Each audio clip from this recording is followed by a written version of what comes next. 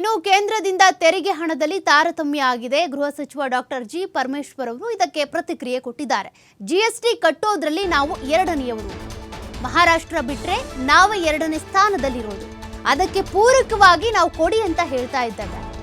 ರಸ್ತೆಗಳಾಗಬೇಕು, ಅಭಿವೃದ್ಧಿ ಆಗಬೇಕು. ಜಿಎಸ್ಟಿ ಬಾಕಿ ಕೊಟ್ರೆ ತಾನೇ ಇವೆಲ್ಲ ಕೆಲಸ ಕಾರ್ಯಗಳಾಗೋದಕ್ಕೆ ಸಾಧ್ಯ. ಅವ್ರು ಕೊಟ್ರೆ ಕರ್ನಾಟಕ ರಾಜ್ಯ ಅಭಿವೃದ್ಧಿ ಆಗುತ್ತೆ. ಇನ್ನು ದೆಹಲಿ ಪ್ರತಿಭಟನೆ, ನಮ್ಮ ತೆರಿಗೆ ನಮ್ಮ ಹಕ್ಕು ಪ್ರತಿಭಟನೆ ಏನಿದೆ ಆ ವಿಚಾರದ ಬಗ್ಗೆ ನನಗಿನ್ನೂ ಗೊತ್ತಿಲ್ಲ. ಸಿಎಂ ಏನಿದ್ದಾರೆ ಅವರೇ ಯೋಚಿಸ್ತಾ ಇದ್ದಾರೆ, ಅಂಕಿ ಅಂಶಗಳನ್ನು ಲೆಕ್ಕ ಹಾಕ್ತಿದ್ದಾರೆ. ನೋಡೋಣ ಅಂತೇಳಿ ಗೃಹ ಸಚಿವ ಡಾಕ್ಟರ್ ಜಿ ಪರಮೇಶ್ವರ್ ಅವರು ಪ್ರತಿಕ್ರಿಯೆ ಕೊಟ್ಟಿದ್ದಾರೆ.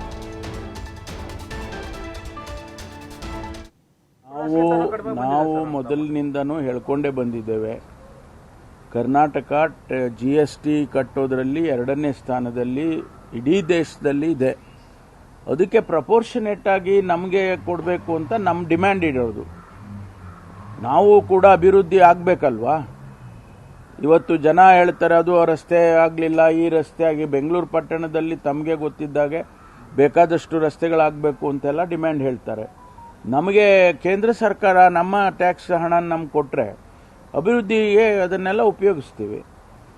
ಅವ್ರು ಕಂಡೀಷನ್ ಹಾಕಿ ಕೊಡಲಿ, this money has to be spent only on developments ಅಂತ ಬೇಕಾದ್ರೆ ಕಂಡೀಷನ್ ಹಾಕಿ ಕೊಡಲಿ, ಕೊಡಬೇಕಲ್ಲ.